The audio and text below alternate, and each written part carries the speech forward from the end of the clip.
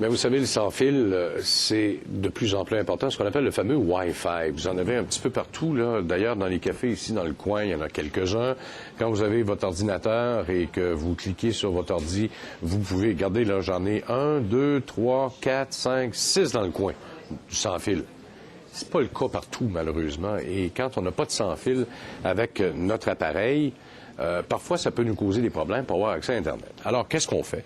Le développement du réseau sans fil est extrêmement important. Alors, il va falloir aller un petit peu plus loin au Québec. On est en retard. Ça, c'est clair et net parce qu'il y a des pays qui sont sous-développés, qui sont plus avancés que nous autres. On va en parler avec Laurent Maisonneuve, qui est président de The Agence. Il est avec nous. Monsieur Maisonneuve, bonjour.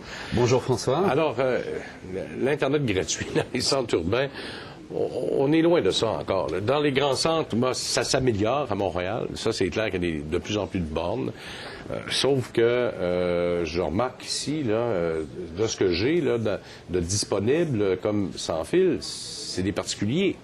Ce sont des particuliers. Ce qu'il faut voir, c'est que ces 7 dernières années, l'Internet sans fil est rentré partout.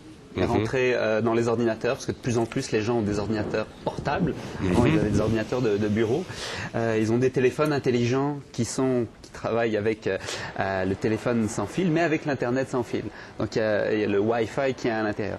Donc les gens sont de plus en plus amenés à se connecter en sans fil. Et ce qui fait qu'ils prennent goût à ça et ils veulent le retrouver également quand ils vont dans des lieux publics. Mais paradoxalement, c'est marrant, vous disiez, au Québec, on est en retard. Pourtant, ce qu'il faut savoir, c'est qu'avec Il Sans Fil, qui a développé il y a près de 7 ans un logiciel qui s'appelle Wi-Fi Dog, c'est un logiciel qui est utilisé par des millions de personnes à travers le monde pour se connecter à l'Internet sans fil. Et c'est un logiciel qui sert de référence à travers le monde et il est parti de Montréal. Ce qui est dommage, c'est que ça soit pas aussi bien reconnu à Montréal et au Québec que ça l'est à l'étranger. Mais on est parti en avance au Québec. Par contre, je dirais qu'on s'est fait doubler au tournant. Ben, c'est clair. Et je fais un parallèle entre le sans-fil et l'Internet. Ça a pris du temps avant que les gouvernements mettent des plans pour être capable que tout le monde soit au moins sur le web, être capable d'aller chercher une connexion au web.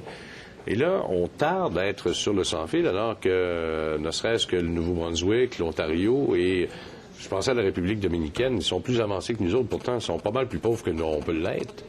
Tout à fait, et puis on pourrait même parler d'Haïti qui est plutôt d'actualité. Ils ont besoin de beaucoup de choses pour reconstruire leur pays, mais ils ont besoin d'un réseau également, d'un réseau de communication, Internet. Il se trouve que l'Internet sans fil a l'avantage de pouvoir être mis en place très facilement, très rapidement. On peut mettre de point à point pour quadriller comme ça l'île pour communiquer. Et c'est une technologie qui a pourtant une dizaine d'années, mais qui a une très grande pérennité. Bon. Juste pour donner des exemples, là, on a parlé tantôt, bon, ça n'est un ordinateur qui est sans fil, peut être sans fil. Il y a un système à l'intérieur.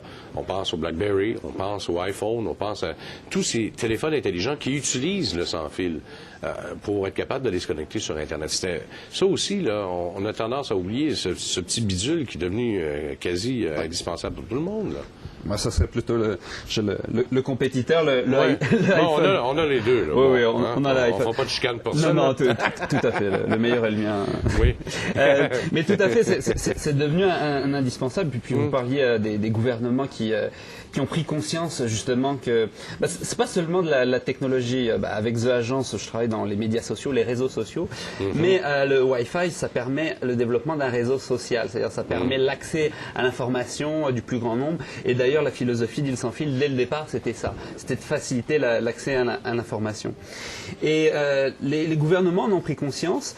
Au Québec, il y a plusieurs programmes qui ont été mis en place, notamment un programme qui s'appelle APSI, appui à soutien à l'information.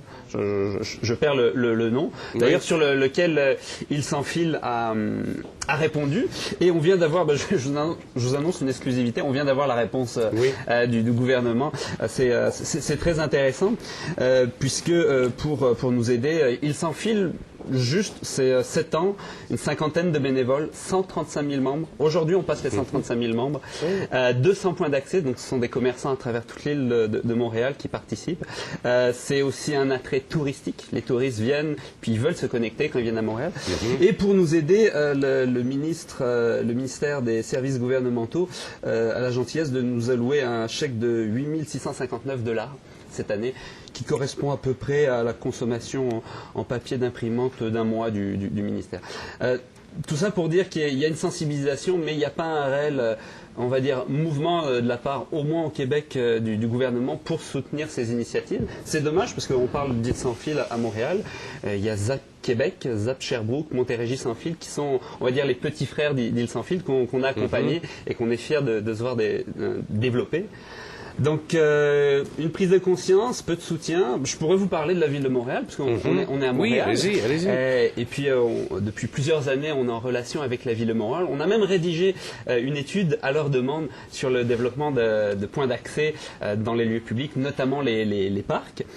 Et c'est vrai qu'on est toujours en attente. Ce qu'il faut savoir, c'est qu'aux dernières élections à Montréal, les 3 grands partis avaient mis dans leur plateforme, justement, en point important, l'accès à l'Internet sans fil et le développement d'un réseau. Est-ce que ça l'était dans le budget, là? Parce qu'on a présenté le budget, là. Il vient juste d'être voté.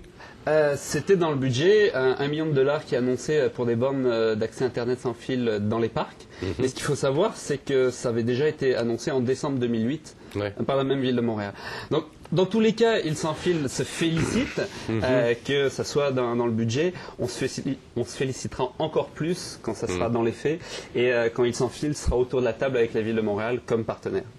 Est-ce que Québec, je vois que zapquebec.org, là, parce que c'est à peu près le même genre de travail, que le même genre de boulot, puis comme on n'est pas en Québec, il faut parler un peu des gens de Québec ou encore même des gens... Est-ce qu'ils sont plus avancés que nous?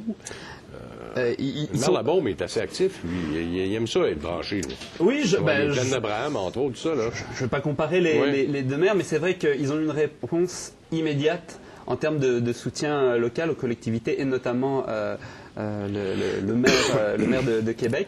Et c'est vrai que c'est très appréciable. Et puis on est fiers d'eux, justement, du projet qu'ils ont monté sur la même base et sur le même logiciel d'ailleurs qu'ils sans fil. Et on continue à travailler ensemble. Bon, parce qu'il y a le centre des promenades des jardins, le centre des congrès, tout ça, c'est déjà tout sans fil. Là. On se promène là-bas, puis il n'y a pas de problème. Là. Sauf qu'à Montréal, il y a encore quelques trous.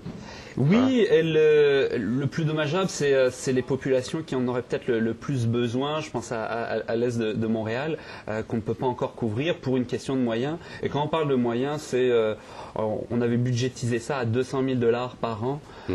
C'est un dixième d'un déneigement d'une nuit. Et justement, je compte sur le peu de neige qu'on a cette année pour peut-être avoir du budget pour développer Îles sans fil. On se le souhaite pour qu'on soit connecté tout le monde facilement. Merci beaucoup encore une fois, Laurent Maisonneuve. Merci François. Merci, à la prochaine.